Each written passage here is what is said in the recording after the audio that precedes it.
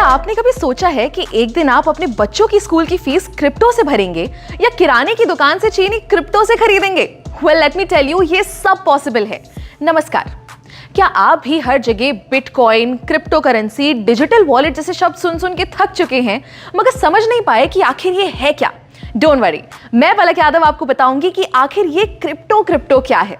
जी के digital show में हम बात करेंगे आज डिजिटल मनी की। पर सबसे पहले जानते हैं कि ये पूरी क्रिप्टो की दुनिया आखिर आई कैसे।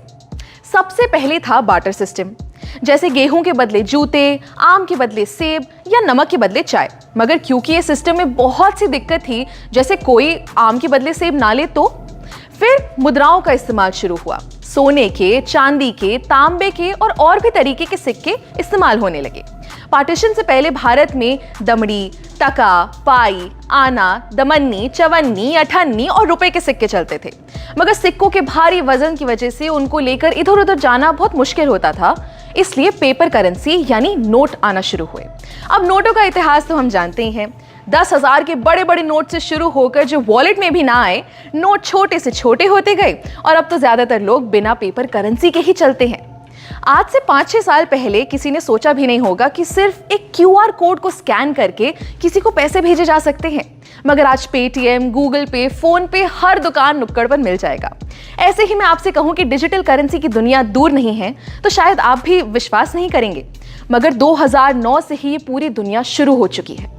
शुरुआत में लोगों को इसके बारे में उतना पता नहीं था, मगर पिछले कुछ सालों में ये बहुत पॉपुलर हो गया है और आगे ये सिर्फ बढ़ेगा ही।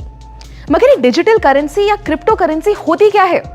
डिजिटल करेंसी एक वर्चुअल करेंसी है, यानी जिसे आप इन नोटों की तरह अपनी जेब में नहीं रख सकते। ये हमारे ऑनलाइन वॉलेट में रखी जाती है, यानी बिना किसी झंझट के आप इसे कहीं से भी एक्सेस कर सकते हैं। अच्छा, इसी का दूसरा नाम कह सकते हैं क्रिप्टो करेंसी। Crypto currency. अब करेंसी का मतलब तो हम समझते हैं पैसा, मगर ये क्रिप्टो किस भला का नाम है?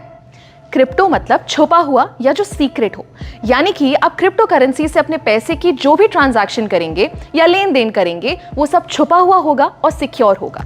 ये क्रिप्टो करेंसी का चलन 2009 में शुरू हुआ, जब सबसे पहली बार सातोशी नाकामोटो नाम के एक आदमी ने वर्चुअल करेंसी बनाई।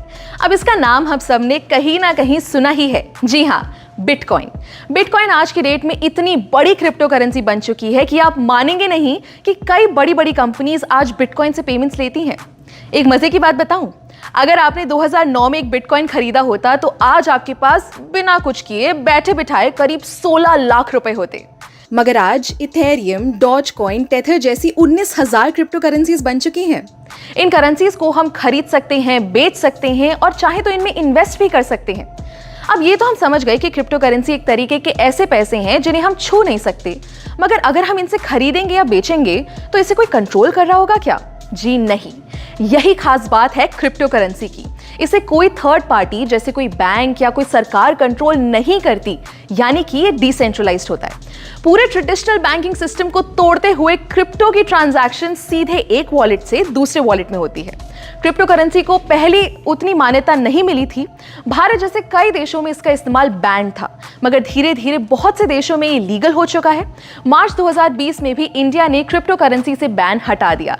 यहां तक कि हमारी फाइनेंस मिनिस्टर निर्मला सीतारमण ने 2022 के बजट में डिजिटल रुपी लॉन्च करने की बात की है।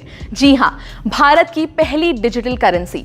आरबीआई द्वारा लॉन्च की गई ये करेंसी रुपये के बराबर होगी और इसे फिजिकल करेंसी से एक्सचेंज किया जा सकेगा। है ना कमाल की बात?